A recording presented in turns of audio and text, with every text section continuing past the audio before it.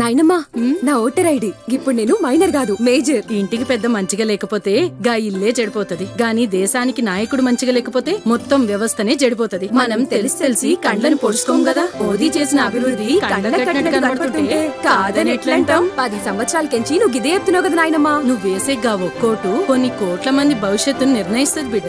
మోదీ దేశమంతా నా కుటుంబం అని అనుకుంటుండు గనకే ప్రతి పథకం అందరికి చేరుతాంది. మోదీ ప్రధానిగా ఉండు మనకు అవసరం బిడ్డ. మనకున్నది ఆయన, ఆయనకున్నది మనం. కమలం గుర్తుకి ఓటేద్దాం, బీజేపీని గెలిపిద్దాం. మోడీ మన అందరి నేస్తం, బీజేపీనే గెలిపించేద్దాం. ఎవడైతే ఎన్టీఆర్ ని ముఖ్యమంత్రి పేరు నుంచి దించి అధికారంలోకి వచ్చాడో వాడే ఆ గజ దొంగే 28 సంవత్సరాలు అయినా కూడా ఎన్టీఆర్ బూట్లు నాకే పరిస్థితి ఎన్టీఆర్ కల్పించాడు. ఇటువంటి దుర్మార్గుల్ని ఈ రాష్ట్ర ప్రజలు గుర్తించాలి. బతుకున్నప్పుడేమో దుర్మార్గుడు అని చెప్పి, ఆయన ముఖ్యమంత్రిగా పార్టీ నాయకుడిగా పనికిరాడని చెప్పి, ఈ రోజు సిగ్గు శరము లేకుండా ఎవరైతే ఆయన్ని దించారో అదే కుటుంబ సభ్యులు, అదే వ్యక్తి ఎన్టీ రామారావు గ్రామానికి వచ్చి విగ్రహాలకు దండేయటం, ఎన్టీ రామారావుకి వర్ధంతి చేస్తానని చెప్పటం, ఇటువంటి దుర్మార్గపు ఆలోచనలో పదవి కోసం ఆయన పేరు చెబితే 4 ఓట్లు వస్తాయి అన్నటువంటి ఉద్దేశంతో ఆఖరికి చంపినటువంటి వ్యక్తులే, పదవి నుంచి తొలగించినటువంటి వ్యక్తులే ఆయన పొగుడుతూ కీర్తిస్తూ ఈరోజు తిరుగుతున్నారంటే ఈ రాష్ట్ర ప్రజలు ఇటువంటి వ్యక్తులను ఎటువంటి నక్కజిత్తుల వ్యక్తులు కూడా మన రాష్ట్ర ప్రజలు అర్థం చేసుకుంటారు. ఇటువంటి చంద్రబాబు నాయుడిని ఈ రాష్ట్ర ప్రజలు తెలంగాణలో పూర్తిగా నిర్మూలించారు. ఆంధ్ర రాష్ట్ర ప్రజలు కూడా 2024లో నిర్మించడానికి సిద్ధంగా ఉన్నారు. ఏదేమైనప్పటికీ ఎన్టీ రామారావు లాంటి మహనీయుడు ఆశయాలని ముందుకు తీసుకెళ్లాల్సినటువంటి అవసరం ఉంది కాబట్టి తప్పకుండా ఆయనకి అభిమానిగా 28 సంవత్సరాల నుంచి ప్రతి సంవత్సరం కూడా ఆయన వర్ధంతి జయంతి కార్యక్రమాలు ఇక్కడ పెద్ద ఎత్తున నిర్వహిస్తున్నాం. ఇక ముందు కూడా నిర్వహిస్తాం. ఇటువంటి కుంటనక్కల్ని ఈ రాష్ట్ర ప్రజలు నమ్మొద్దని చెప్పి వారిని తుదముట్టించాలని చెప్పి కోరుతున్నాం. కోర్టు మన 3 రోజుల నాడు చెప్పింది రాజమండ్రి జైలుకి. ఆయనేమో రా కదలరా అని చెప్పి ప్రజలను పిలుస్తున్నాడు. ఆయనేమో కోర్టులో రా కదలిరా కదలి వెళ్ళు సెంట్రల్ జైలుకి. ఈ నక్క చిత్తులు కన్ను పని చేయట్లేదు, కిడ్నీ పని చేయట్లేదు, గోళీ ఓడిపోయింది, ఇటువంటి సొల్లు కాబట్టి చెప్పకుండా నువ్వు చెప్పి చేసినటువంటి 420 కార్యక్రమాలకి రా కదలరా అని చెప్పి రాజమండ్రి సెంట్రల్ జైలు దీనికి ఆహ్వానం పలుకుతాయని త్వరలో కూడా వెళ్తాడు. జూనియర్ ఎన్టీఆర్ ఫ్లెక్సీలు తొలగించారు. బాలకృష్ణ గారు చెప్తేనే తీసేసామని చెప్పి కూడా చెప్తున్నారు అక్కడ ఎన్టీఆర్ ఘాట్ల హైదరాబాద్. జూనియర్ ఎన్టీఆర్ ఫ్లెక్సీలు తొలగిస్తే ఎవడ తీయమన్నా ఆయన ఊడిపోయిన ఇంటికి ఊడిందా? వాళ్ళ నీచమైన బుద్ధి. ఎన్టీ రామారావు పేరు చెప్పి భజన చేసుకునేటువంటి కుటుంబ సభ్యులు ఎన్టీ రామారావుని, పెద్ద ఎన్టీఆర్ని ఏమో చంద్రబాబు కోసం దించారు. జూనియర్ ఎన్టీఆర్ నేమో సిగ్గు లేకుండా బాలకృష్ణ మళ్ళీ అల్లుడి కోసం, లోకేష్ పొప్పుగడి కోసం సర్వనాశనం చేసేటువంటి కార్యక్రమం పెట్టుకున్నారు.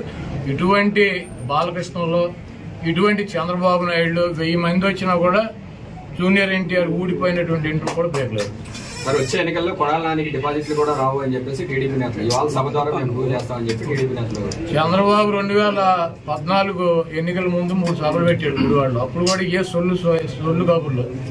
కాకపోతే పోటీ చేసే అభ్యర్థులు మారారు, వచ్చి ప్రగల్భాలు చెప్పే సొల్లుగాళ్ళు మారారు.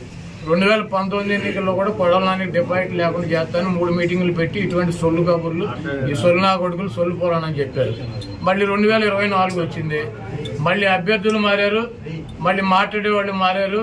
ఈ గుంట నక్క మాత్రం వీడు ఇంటే ఉన్నాడు. ఇప్పుడు 2 మీటింగులు అయినాయి, ఇది 3వ మీటింగ్ పెడతాడు ఎన్నికల్లోపు. నా ఊడిపోయిన ఇంటర్ కూడా పేర్లేదు. ఉమ్మడి కృష్ణా జిల్లాలో వైసీపీ ఖాళీ అయిపోతుందని కూడా చెప్తున్నారు సార్. మొత్తం జాయినింగ్స్ వరుసగా ఉన్నాయి. ఎక్కడ పెట్టుకోవాలో కూడా మాకు తెలియట్లేదు. ఎక్కడ సర్దాలో కూడా ఎక్కడో కూడా పెట్టుకోమండి. బాబు కొడుకులు 2 పుస్తకాలు పెట్టుకుంటారు కదా, ఎర్ర బుక్కులు, అక్కడ పెట్టుకోమండి. బాబు కొడుకులు ఎర్ర బుక్కునే చించి దోసుకోమని చెప్పి కదా, ఎర్రను కూడా ఎక్కడో కూడా దోసుకోమని చెప్పారు.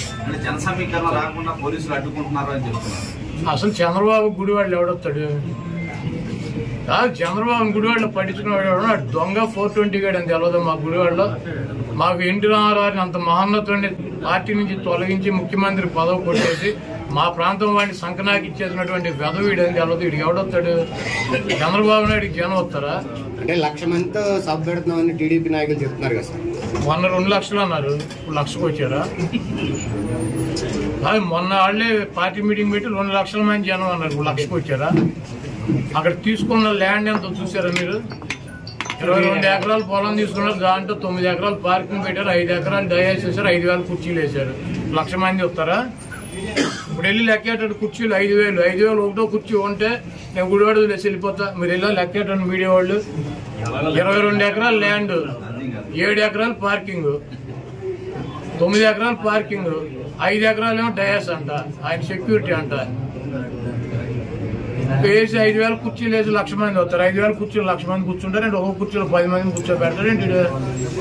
ఇవన్నీ సొల్లు కాపులు. 5,000 మందికి వాళ్ళు ఏర్పాట్లు చేశారు. చంద్రబాబు మాట్లాడే 3,000 మంది ఉంటారు.